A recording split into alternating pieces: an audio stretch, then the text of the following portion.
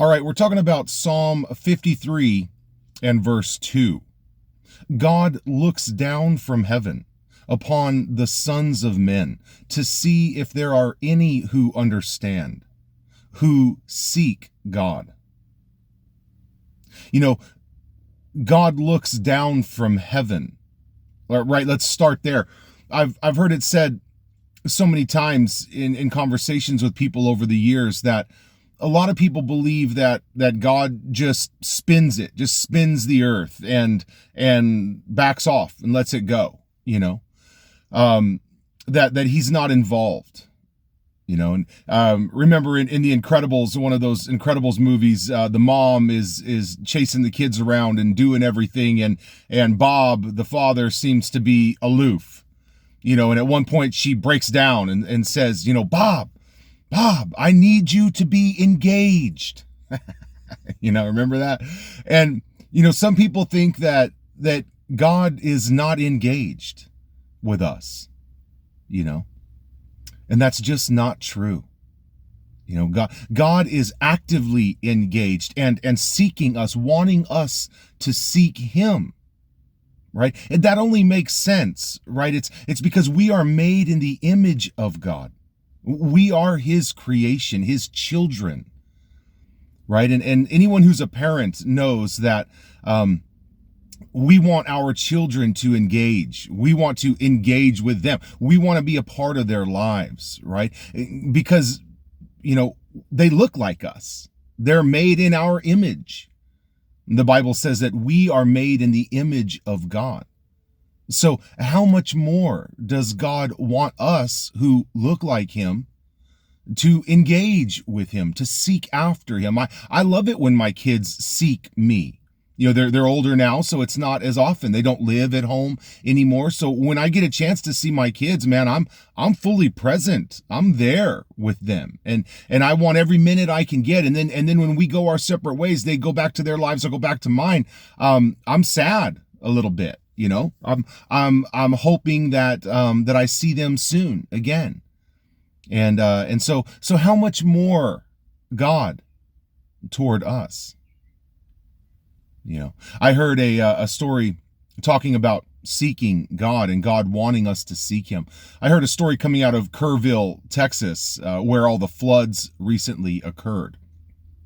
A woman tells the story that her husband and her young daughter, and they were all woken up in the middle of the night to the flooding, the noise of the flooding. And so the mom gets up and they get into the living room, and it's too far gone. I mean, the water's deep at that point. The husband says, "We've got to go." And he grabs the daughter and exits the house to go load the truck, get the daughter in the truck, and let's get going. And the wife, the mom, says she reports that she just wanted to grab a few things from their home if she could, and wanted to grab photo albums and try to find the cell phone and just things that things that she thought they needed. And she said the water was just too strong and she couldn't barely move at that point in the house. And then all of a sudden, a wall of water hits the home.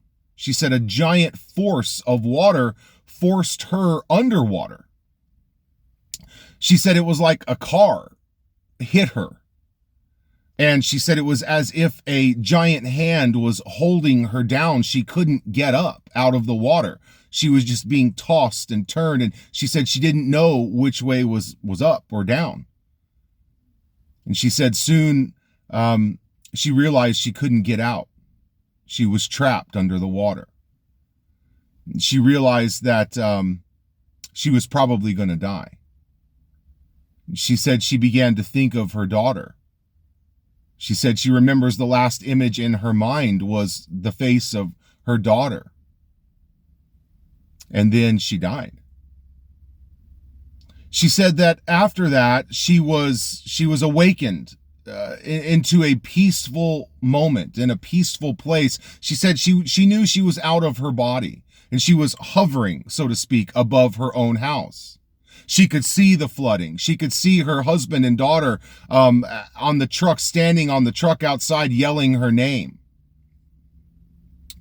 She said that she felt a powerful peace, a peace like she had never known. And she said that she was comfortable.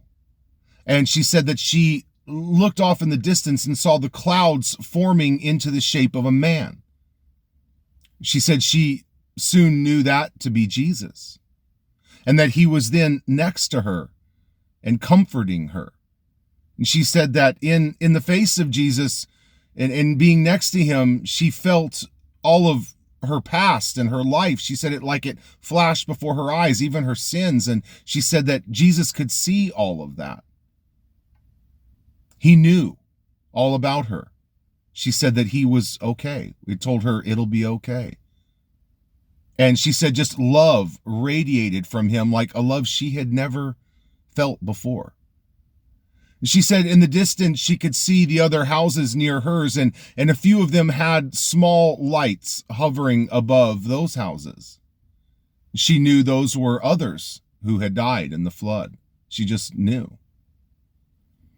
She said that she began to talk with Jesus, and he was saying to her that he was going to send her back to her body, to her life. And she said that even though she did want that, she wanted more to stay with the Lord. In that place, she said it was the most peaceful, most loving, comfortable place she had ever been, and couldn't understand why she had to go back. And she said the Lord began to say to her, I need you to go and warn your friends and family. Warn them of what's to come. And she said instantly they were hovering over America itself. She could see the entire nation. And she said she could see people just milling about and doing their normal routines and normal lives. And she said there was a dark haze covering the country. And she asked the Lord, what is that haze, that darkness that covers everything and everyone? And she said that Jesus told her that's fear and their sins. A haze of fear and sin covers the country. And he said, I desire that they seek me. I want people, my children, to seek me. He said, but they won't. They're too busy doing their lives. She said that he began to tell her, you're going to warn your friends and family of what's to come. And she said that she saw destruction happening in America on the earth. She said that all the electronics were cut off, and there was no technology was working. And she said after time, people began to riot and loot and commit crime. And she said, but then after a while, that even stopped. She said then she saw a neighbor specifically taking canned goods and a flashlight to a neighbor. She said that people began to go outside and look up into the sky and to see the stars for the first time in a long time. People began to seek God. She said people began to do Bible studies and singing out in their front yards together, and people began to gather together in efforts to seek God. She said that Jesus told her they've been distracted for so long that they don't seek me. And so therefore I'm going to have to remove all of these things, these distractions from their lives. And she said that Jesus said it will be a shaking of the country to get our attention, to get us to seek him.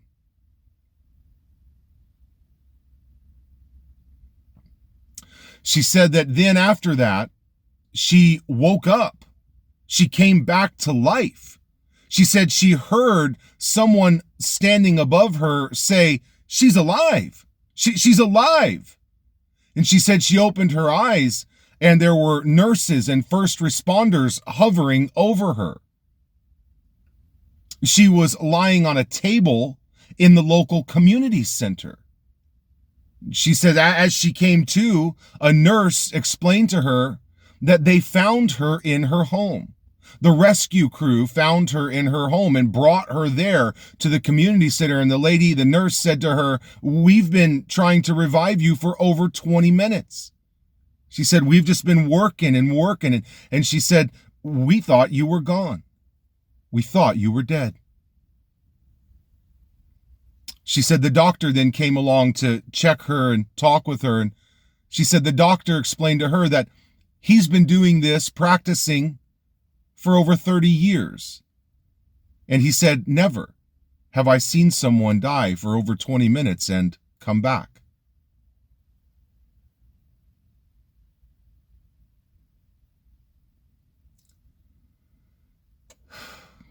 Seek God today, because he always has been and always will be seeking you. Until we meet again, my friend, go and do the next right thing.